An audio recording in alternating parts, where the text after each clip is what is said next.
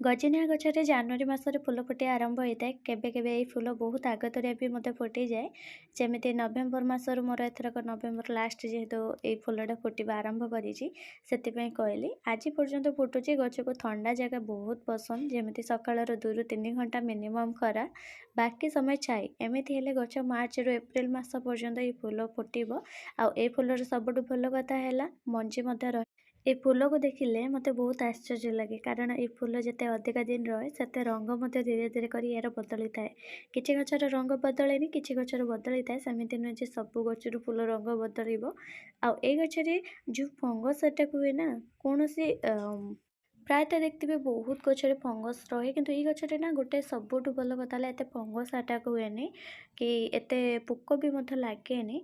ତ ଏଇଟା ହେଉଛି ମୁଁ ନର୍ମାଲି ଏମିତି ଖାଲି ଏମିତି ତା'ର କେୟାରିଂ ବି ବହୁତ ହି ସହଜରେ ନେଉଛି, ଯେମିତି ଖାଲି ଚାହା ଗୁଣ୍ଡ ଆଉ କିଛି ବି ନୁହଁ, ନାଇଁ ସାର, ନାଇଁ କୌଣସି ଏକ୍ସଟ୍ରା ଫର୍ଟିଲାଇଜର ଦେବାକୁ ପଡ଼ୁଛି। ଖାଲି ଚାହା ଗୁଣ୍ଡରେ ଏଇ ଗଛ ଏମିତିକା ବଢ଼ୁଛି, ଫୁଲ ବି ବଡ଼ ବଡ଼ ଫୁଟୁ।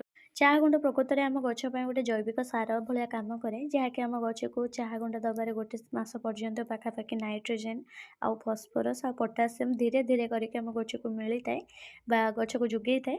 ମାଟିର ଗଠନ ବି କରିଥାଏ। ଆଉ ନାଇଟ୍ରୋଜେନ୍ ମିଳିବା ଯୋଗୁଁ ଛୋଟ ବଡ଼ ଲାଗିଥିବା ଗଛର ପତ୍ର ଅଧିକା ଆସିଥାଏ, ଆଉ ପତ୍ର ସବୁଜ ମଧ୍ୟ ରହେ। ଆଉ ଛୋଟ ଗଛରେ ଗୋଟେ ଚାମଚ ଚାହା ଗୁଣ୍ଡ ହେଲେ ନା ବହୁତ ମାନେ ଅଧିକା ହେଇଯିବ। ବଡ଼ ଗଛରେ 2ରୁ 2.5 ଚାମଚ ବାସ୍ ଏତିକି ହିଁ ଦେଇ ଦିଅନ୍ତୁ ଆପଣଙ୍କ ଗଛକୁ ନା, ଆଉ କୌଣସି ଏକ୍ସଟ୍ରା କିଛି ଖାଦ୍ୟ ଦେବାକୁ ହିଁ ପଡ଼ିବନି। ବହୁତ ହି ବଢ଼ିଆ ଗ୍ରୋଥ୍ କରିବ। ଆଉ ବେଳେକିନା ଆପଣ